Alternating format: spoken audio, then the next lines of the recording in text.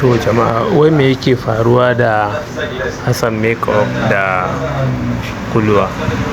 Hassan Makeup ya fusata, shi ta maganganu yake akan Kuluwa. Me yake faruwa ne jama'a? Ku zo ku taya mu gani, ba ku ji daga bakin Hassan Makeup.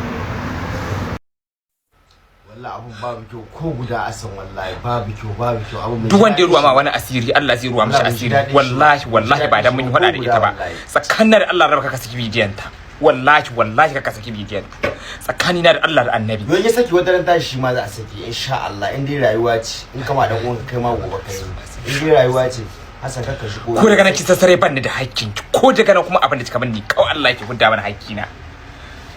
Obdet dan Allah ka ku shiga wannan kwanti inda zan ajiye muku, ka ku shiga.